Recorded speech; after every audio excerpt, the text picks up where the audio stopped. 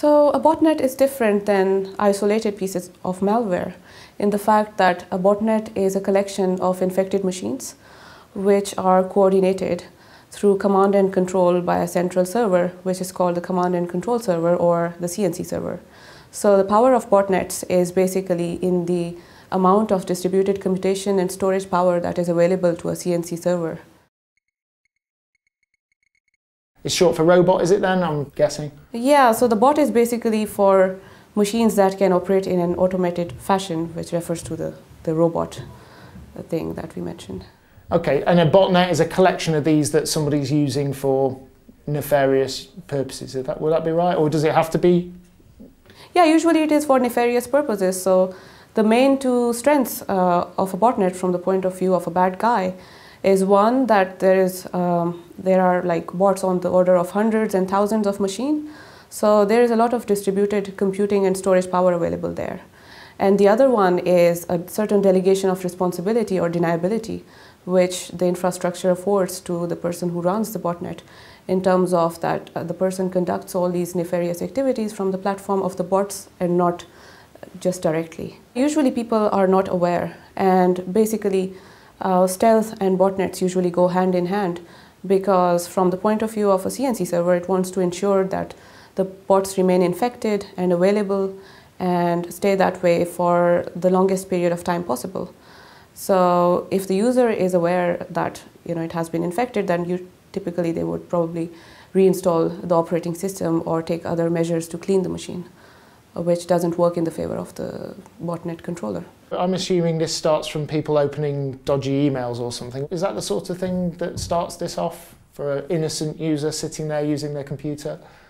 So every botnet has a propagation mechanism, and nothing is stopping it from using multiple propagation vectors. So for example, a botnet can spread itself in passive ways or in active ways.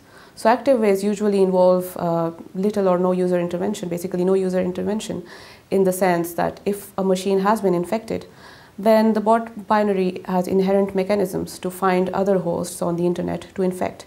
For example, by scanning for hosts that have known vulnerabilities that can be exploited. And then there are passive mechanisms that require some degree of user intervention. For example, drive-by downloads, which are websites that have, say, some active content like JavaScript or ActiveX controls. So just a user, when he or she visits the website, the installation of the malware takes place in an automated fashion. So just because they visited that website, the website might be doing something that they think, oh look, Flash, active, this, that or the other, and fancy graphics, but in the background it could be doing something much more serious. Yeah, and there are other passive ways also. I mean, social engineering is a very powerful way of spreading malware in general, especially botnets, which involves some kind of human interaction to convince a user to take steps that they would otherwise not do. For example, a pop-up thing that pops up and says, you have won a lottery. Click on this link to claim the money. And you click on the link and it initiates the download of the malware to your machine. And then we also have propagation mechanisms like media, for example, USB sticks, which is potentially very powerful because it allows the infection to spread to private networks which are otherwise inaccessible over the internet. I mean, usually the malicious binary is in the form of an executable. So it just starts running, right? Like it doesn't need you to double click it. Where does the command machine come in?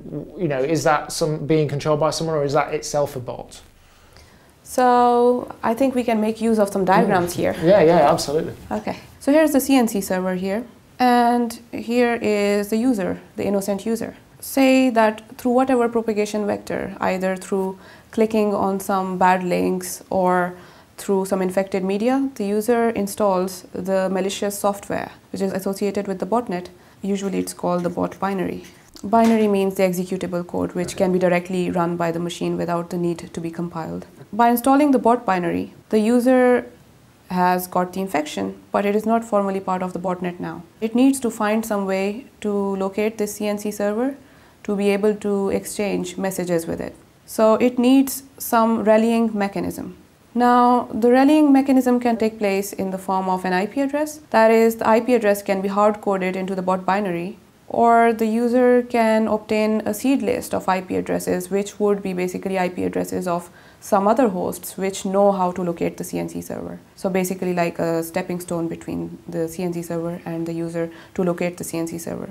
Apart from IP address, the user could also potentially use some domain name related to the CNC server, and the domain name could likewise be hard-coded into the bot binary, or the user can make use of some algorithm which is known to the user and to the CNC server to generate predictable domain names which are then associated with the CNC server. Either way, once the user finds out how to communicate with the CNC server, it connects to it. Now the user is formally part of the botnet and it has kind of registered itself with the botnet.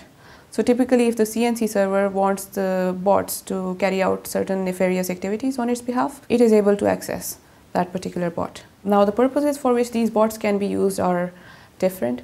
For example, the bots can be used for the purpose of information gathering, which involves sensitive information like passwords, credit card information, or information which is not of a financial nature but still valuable, for example, intellectual property. The other purpose for which the botnet can use its bots is for distributed computing.